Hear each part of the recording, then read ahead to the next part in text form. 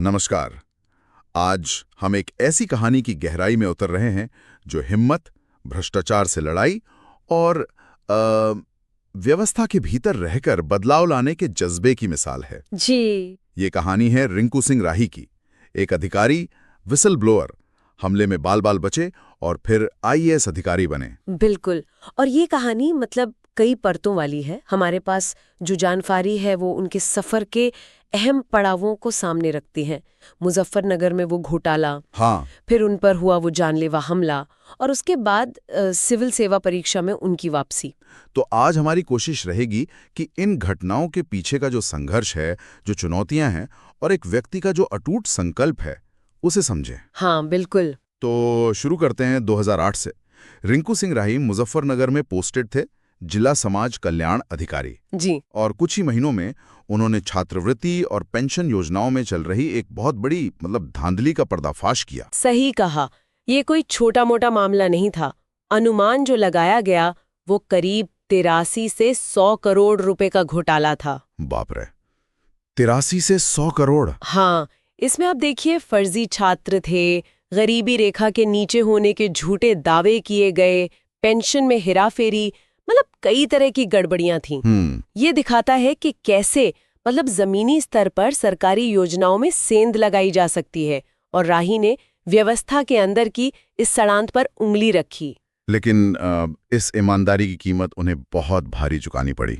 26 मार्च 2009 badminton court पर थे वो, और उन पर जानलेवा हमला हुआ। जी, 7 गोलियां लगी उन्हें, खोपड़ी में, चेहरे पर, जबड़े में, सीने में। 7 गोलियां? हाँ, ये हमला सिर्फ शारीरिक नहीं था, ये असल में उस आवाज को दबाने की एक कोशिश थी जो सच बोल रही थी। बिल्कुल।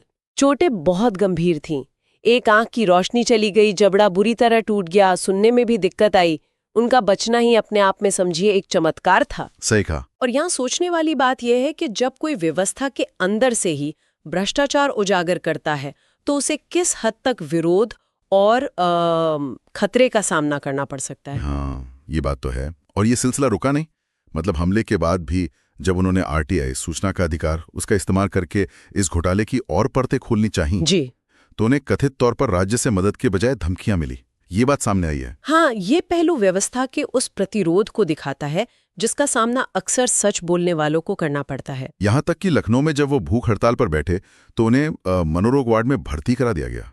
कितना अजीब है ये। बिल्कुल, समर्थन के बजाय संदेह और एक तरह का दमन। लेकिन राही की दृढ़ता देखिए, उन्होंने हार नहीं मानी, कानूनी लड़ाई जारी रखी। और सालों बाद 2021 में जाकर इस मामले में 4 दोषियों को सजा हुई, 10 साल की सजा। 10 साल की सजा। 2009 का मामला, 2021 में सजा। कितनी लंबी लड़ाई। बहुत लंबी और थका देने वाली लड़ाई थी ये, जो उनके अटूट इरादे को दर्शाती है। और इस सबके बीच वो अपनी पढ़ाई भी जारी रखे हुए थे। उन्होंने 2004 में पीसीएस तो पास कर ही लिया था। जी। हमले और इतने संघर्षों के बाद उन्होंने यूपीएससी की तैयारी शुरू की। देश की सबसे कठिन परीक्षा मानी जाती है। हाँ, और देखिए 2022 में अपने 16वें प्रयास में उन्होंने 683वीं रैंक के साथ यूपीएससी परीक्षा पास कर ली। 16वां प्रयास, ये अपने आप में लगन की मिसाल है। बिल्कुल।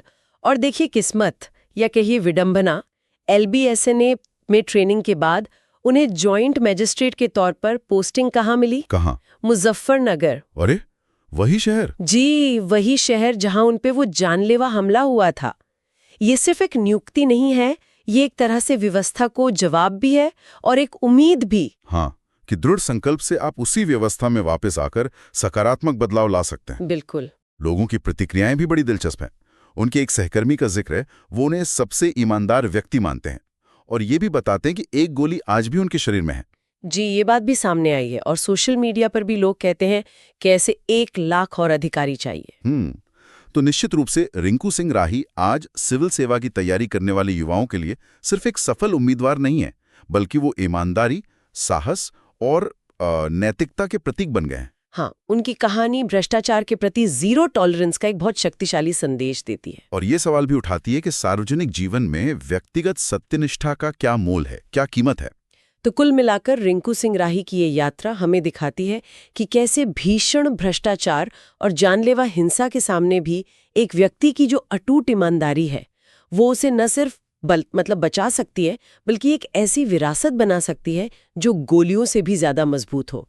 एक बुलेट प्रूफ विरासत। हाँ, ये कहानी व्यक्तिगत साहस की ताकत और व्यवस्था के भीतर रहकर भी बदलाव लाने की संभावना को रेखांकित करती है, और ये हम सबको सोचने पर मजबूर करती है कि मुश्किल हालात में अपने मूल्यों पर टिके रहने का असल मतलब क्या है और इसका सार्वजनिक जीवन पर कितना गहरा असर पड़ सकता है। बिल्कुल।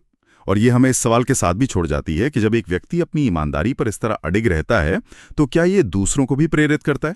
क्या ऐसे अकेले के प्रयास मिलकर व्यवस्था में कोई बड़ा बदलाव ला सकते हैं? सोचने वाली बात।